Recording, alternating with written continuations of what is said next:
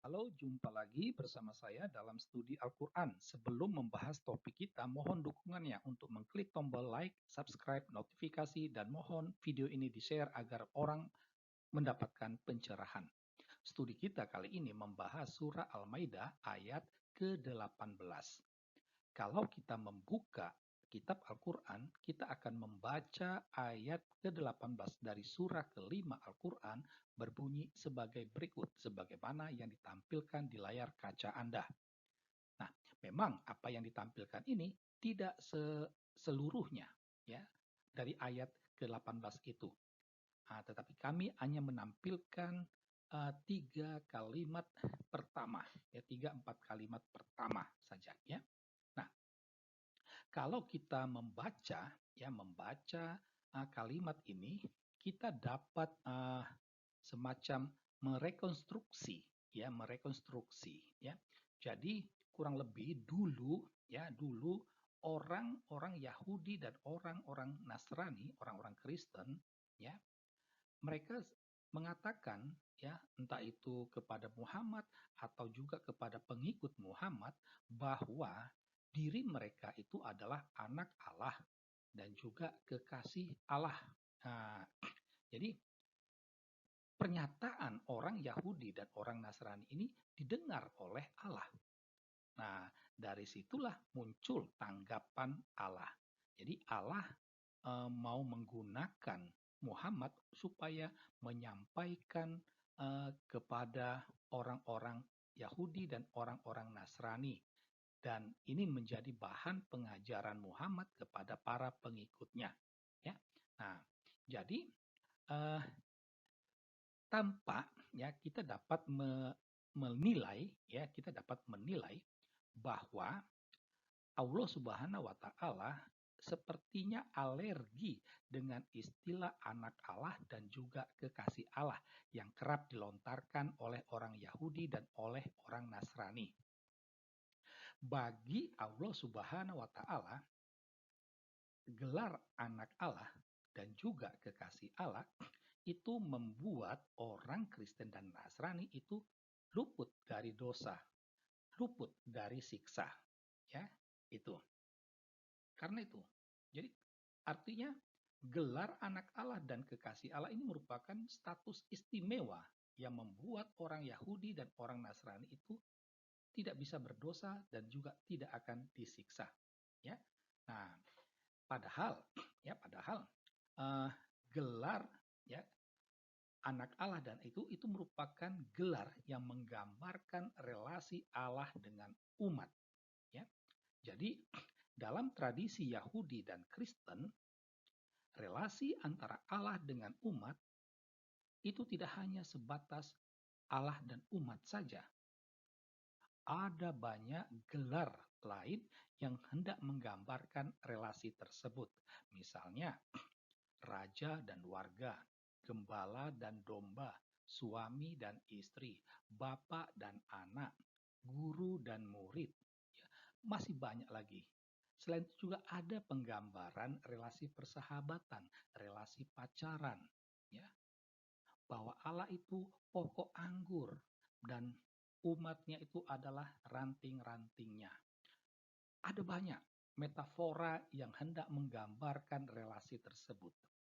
Tetapi kesannya Allah Subhanahu wa taala tidak suka dengan gelar-gelar tersebut, ya.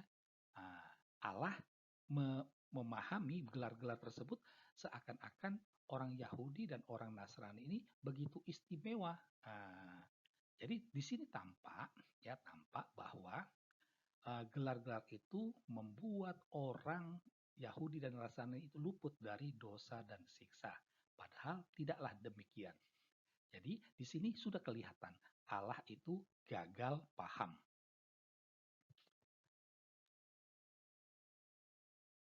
Nah, sebagaimana yang telah kami sampaikan tadi, Allah Subhanahu wa taala terlihat jelas gagal paham, ya, bahwa gelar istimewa tidak membuat orang Yahudi dan Nasrani luput dari dosa dan siksa. Ini diakui sendiri oleh orang Yahudi dan Nasrani. Nah, sebagaimana yang uh, terekam dalam kitab Mazmur misalnya. Baiklah bagiku bila aku disiksa, dengan demikian aku belajar memahami ketetapanmu. Nah, ini ungkapan pemazmur. Malah dia ingin disiksa oleh Allah tentunya.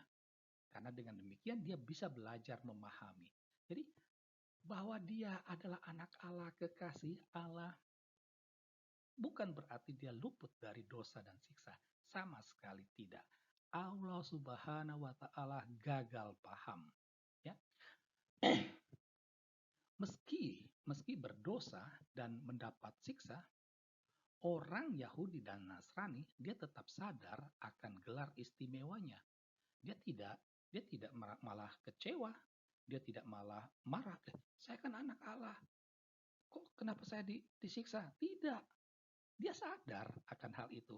Nah, ini bisa kita baca dalam beberapa kutip ayat kitab suci, misalnya dari Ayub, ya. Dialah yang melukai, tetapi juga yang membebat.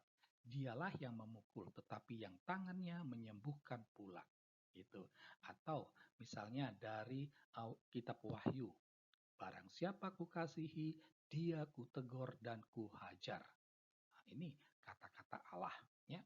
Atau misalnya dari kitab Mazmur, Tuhan telah menghajar aku dengan keras, tetapi ia tidak menyerahkan aku kepada maut. Atau dalam kitab Ibrani, Tuhan menghajar orang yang dikasihinya dan ia menyesah orang yang diakuinya sebagai anak.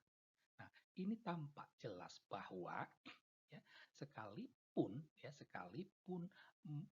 mendapat dosa dan mendapat siksa, orang Yahudi dan Nasrani tetap sadar dia itu adalah anak Allah. Dia itu adalah kekasih Allah, ya. Nah, jadi di sini tampak jelas Allah Subhanahu wa Ta'ala itu gagal paham.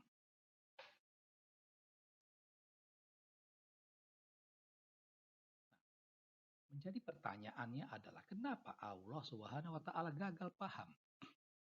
Ya, tampak jelas bahwa Allah Subhanahu wa Ta'ala tidak suka gelar istimewa, tidak suka gelar anak Allah dan kekasih Allah, ya.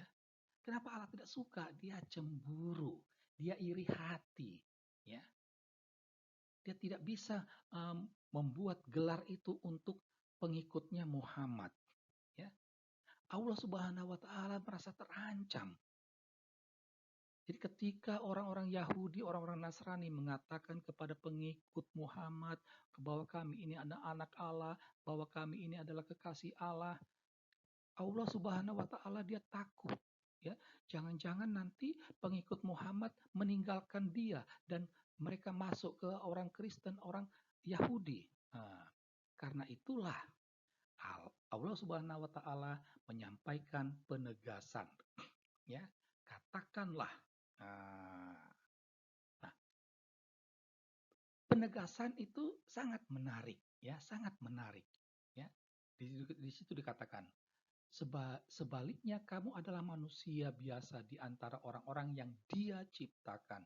Dia mengampuni siapa yang Dia kehendaki dan menyiksa siapa yang Dia kehendaki pula.